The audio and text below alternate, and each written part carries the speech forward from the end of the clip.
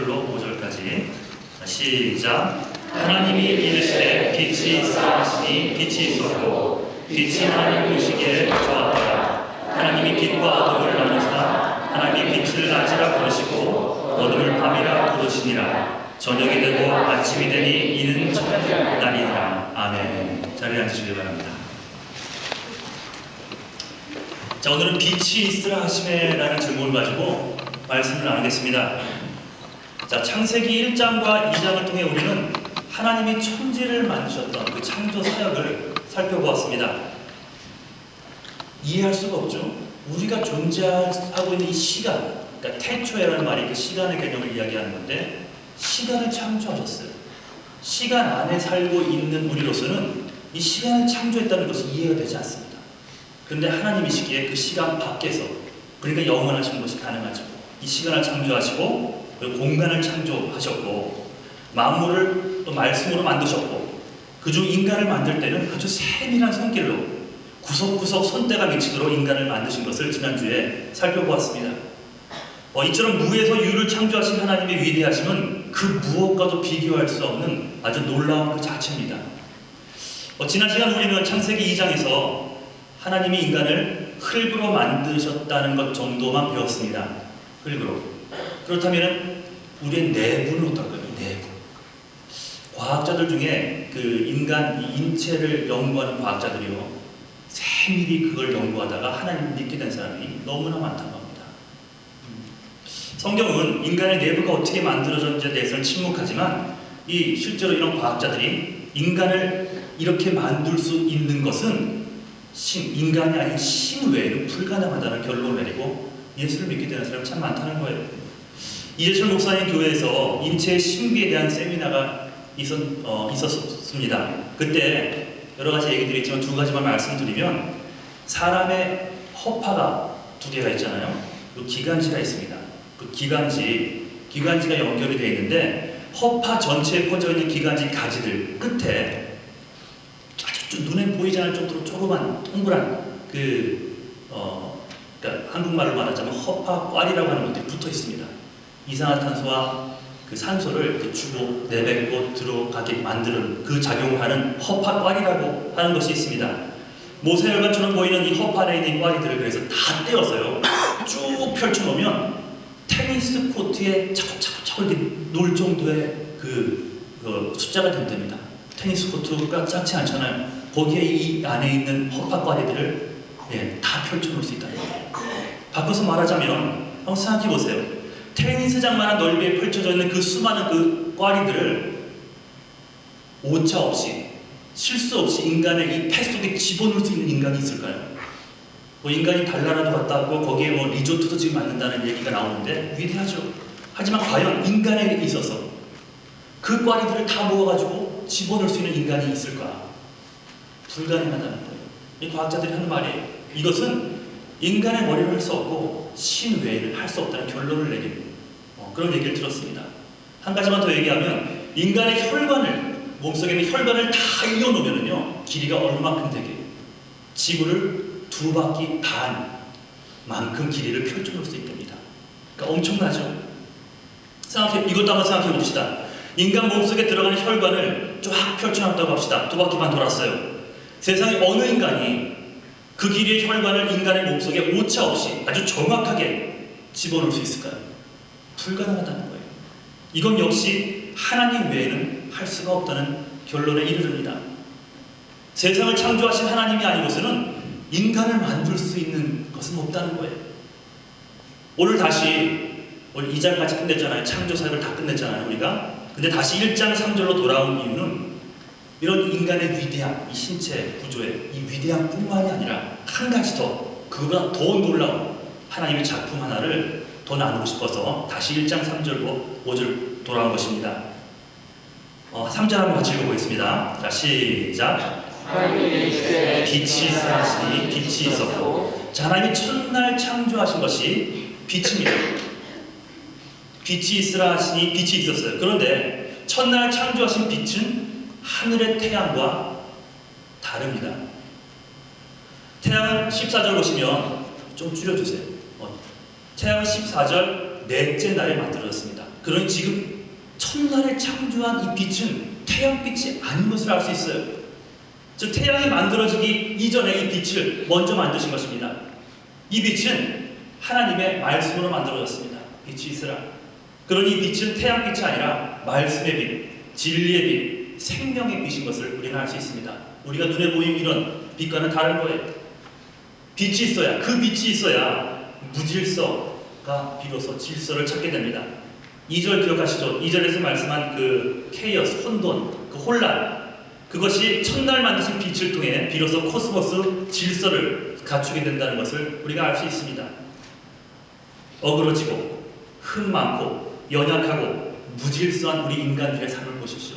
그런 인간들의 삶이 하나님의 말씀의 빛 앞에 서게 될 때 비로소 우리의 실체를, 우리가 어떤 존재인지를 직시하게 되고 그러므로서 하나님이 원하시는 모습으로 변해갈 수 있다는 것입니다. 하나님의 말씀의 빛 앞에 선으로 새로운 생명을 얻게 된 대표적인 성경의 인물이 누굽니까? 사도 바울이에요. 그는 하나님에 대해 열심히 있던 자였어요. 그가 하나님을 안 믿는 자가 아니었습니다. 굉장히 열심히 있었어요. 하나님을 열심히 믿었지만 하나님 말씀에 바로 서 있지 못했기 때문에 구세주로 오신 하나님의 아들 예수를 제대로 알지 못했고 그를 믿는 자들을 죽이러 다니는 자였습니다. 다시 말합니다. 하나님은 열심히 있었어요. 하나님을 사랑하는 마음이 컸지만 말씀의 기준이 없었기 때문에 그는 아들로 오신 예수 그리스도를 믿는 자들을 죽이러 다니는데 앞장섰던 사람이었습니다. 그가 예수님을 만난 날도 그날도 다메섹에 있는 그리스도인들의 무리가 있다. 이렇게 우리가 모인 모임처럼 그 무리가 있다는 소식을 듣고요. 군대를 이끌고 그들을 죽이러 가는 길이었어요. 하나님을 사랑하는 마음을 가지고. 그럼 그가 다메섹 도상에서 예수를 만났습니다. 그런데 그때 그가 만난 예수의 첫 모습이 바로 창세기 오늘 1장 3절에서 말하고 있는 빛이었습니다. 사도행전 26장 아그리빠 왕 앞에서 그가 하나님을 만난 간증을 하고 있습니다. 한번 읽어보겠습니다. 26장 13절 사도행전 시작. 정오가 되어 길에서 보니 하늘로부터 해보다 더 밝은 빛이 나와 내 동행들을 둘러 비치는지라. 뭐라 말합니까? 해보다 더 밝은 빛이 있더라는 거예요. 바울이 이 빛을 보았을 때가 정오를 했습니다. 12시였습니다. 태양이 가장 강렬하게 비칠 시간이 12시예요.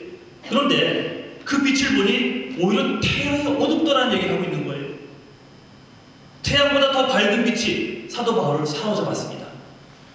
그 빛이 바로 창세기 1장 3절에서 하나님이 창조하신 빛이라는 거예요. 그 말씀의 빛을 만남으로 무질서 안에 있던 사울이 코스모스 질서를 이루며 사도 바울로 변해가는 장면을 우리가 볼 수 있습니다. 그래서 이 빛은 여러분 사도 바울에게만 필요한 것이 아닙니다.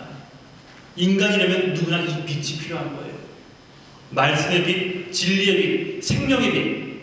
말씀이 곧 진리요. 진리 안에 생명이 있기에 말씀, 진리, 생명은 뭐 따로따로 세 가지를 얘기하는 것이 아닙니다.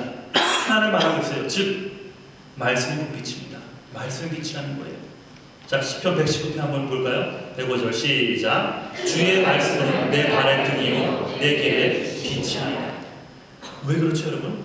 이 빛만이, 태양빛이 아니에요. 이 빛만이 내가 가야 할 길, 인간이 가야 할 길과 가지 말아야 할 길을 밝히 비춰주기 때문입니다. 그 빛이 바로 우리를 진리로 이끌어주고 우리에게 생명을 허락하는 거예요. 그것이 바로 말씀이라는 것입니다. 자, 1장 4절 창세기 시작. 하나님이 보시기에 좋았더라. 하나님이 빛과 어두를 나타내사. 여기서 우리가 깨달을 수 있는 것은 우리는 하나님의 관점을 가지고 모든 삶을 바라볼 수 있어야 된다는 거예요. 많은 사람들이 하나님을 믿으면서도 자기 보기에 좋은 대로 살려 합니다. 자기 생각대로만 살려 합니다. 교회를 다녀도 말입니다. 심지어는 하나님의 일을 함에 있어서도 말씀의 기준이 아닌 자기 고집대로 하려는 마음이 있습니다. 한 가지 그냥 강조하고 싶은 것은 1대1 할 때도 처음에 나오지만 이 교회 안에 계시는 예수 그리스도를 바라봐야지 교회의 겉모습, 사람들의 모습을 바라보면 여러분 상처받을 수밖에 없습니다. 그러니 그 사람들의 모습 때문에 교회를 떠나거나 예수를 저버리는 어리석은 행동을 하지 말고 자꾸 예배가 있는 자리, 말씀의 자리에 더 나오십시오.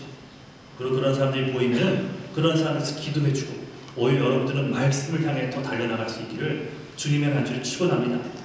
그러니까 말씀의 기준이 아닌 자기 고집대로만 살려야 하는 어리석은 교인들이 너무나 많다는 거예요. 하지만 내가 보기에 좋은 것들이 하나님 보시기에 좋은 것들과 늘 일치하지는 않다는 사실.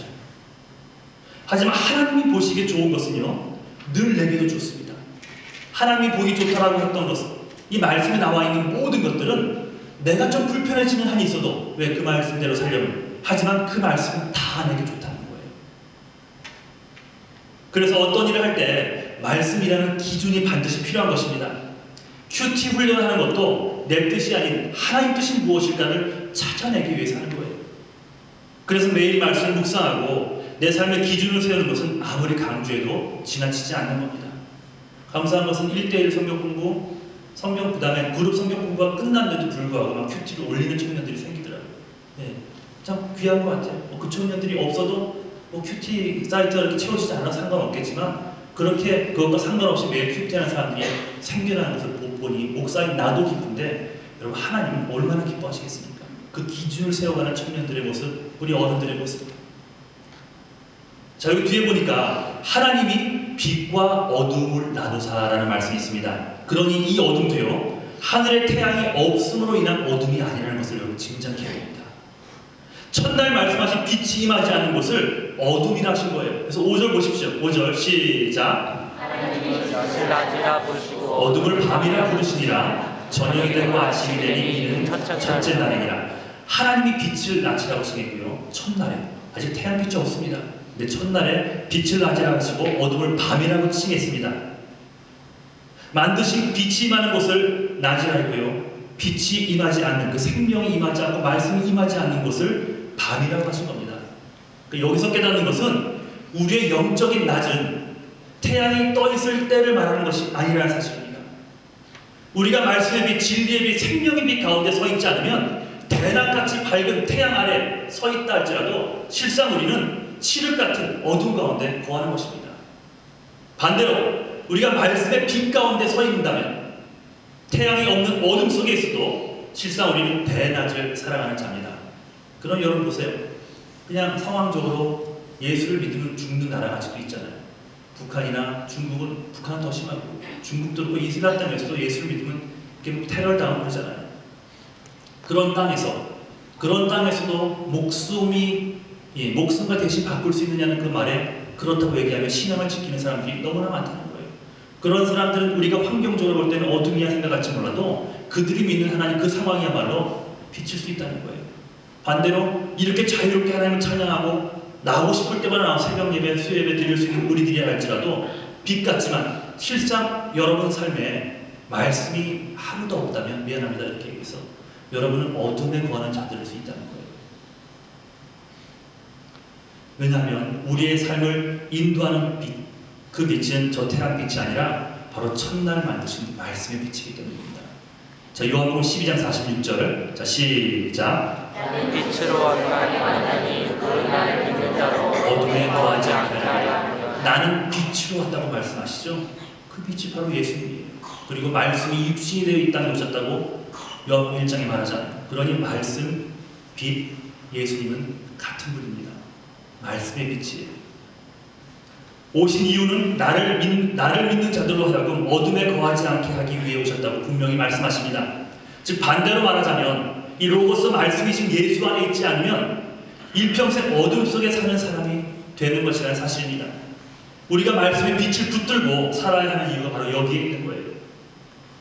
인생의 모든 무질서, 혼잡함, 복잡함 이런 것들을 능히 질서로 바꿔줄 것은 바로 말씀의 빛. 이러지도 저러지도 못하는 상황 속에서 내가 가야 할 길을 분명히 알려주는 말씀의 빛. 사도 바울이 대낮에 태양보다 더 밝은 하나님의 말씀을 빛으로 만남으로 진리와 생명으로 살아왔듯 이제 우리에게 필요한 것도 여러분 말씀의 빛임을 깨닫게 됩니다. 자, 이사야 60장 19절 읽겠습니다. 시작. 다시는 낮에 해가 내 빛이 되지 아니하며 달에게 빛을 비추지 않는 것이요 오직 여호와가 내게 영원한 빛이 되며 내 하나님의 영광이 되리니. 여러분 명심하십시오. 하나님만이 내 삶의 빛이 될 수 있는 것입니다.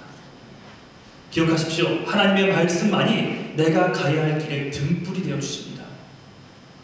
내 삶의 가장 큰 비극, 여러분 삶의 가장 큰 비극을 말하자면 내 삶 가운데 여러 가지 바쁘다는 이유, 여러 가지 이유로 말씀이 사라지는 순간인 겁니다. 그러니 오늘 하루 말씀이 없다면 그만큼 우리는 하나님과 멀어지는 겁니다. 공부로 바쁘죠? 또 게임으로 바쁘죠? 예, 게임 지운 사람들이 많아요. 그 롤이라는 거. 예, 그것도 많고. 그 다음 인터넷. 스마트폰이 생긴 뒤로 인터넷과 무관하게 살아가는 여기 청년들은 아무도 없는 것 같습니다. 뭐 게임이나 인터넷 등으로 시간의 여유가 사라지고 인간관계를 유지하는데 온 정성을 들이고 또 자녀가 있는 분들은 자식을 건세하느라 마음의 평안도 사라지는 등등 여러 가지 이유로 빛 대신 예수 그리스도, 즉 말씀을 전혀 읽지도 묵상하지 않고 있다면 우리는 정말 어둠 속에 있는 자인지도 모르겠다는 사실이에요. 즉 언제 넘어질지도 모른다는 사실입니다. 아니 이미 넘어졌는데 어디를 다쳤는지도 모른 채 살아가는 그냥 인생이 될 수도 있다는 거예요. 그러면서도 모든 게 난 잘 되고 하고 있어 라고 고백하는 자들, 어리석은 인생이 될 수 있다는 것입니다. 이젠 여러분 그 말씀, 그 빛 앞으로 나아가야 됩니다. 이미 예수를 믿는 여러분들에게 말합니다. 여러분들이 지금 붙잡아야 될 것은 또 노하우, 인맥이 아닙니다. 공부, 이것도 이게 한 2순위, 3순위 정도 가면 오를 겁니다. 하지만 1순위는 말씀입니다. 오늘을 살아갈 수 있게 할 힘과 능력은, 그 생명은 말씀에서 나오는 거예요. 한 절을 묵상하더라도 여러분 묵상하며 시작하십시오. 자, 오늘 말씀을 정리하겠습니다.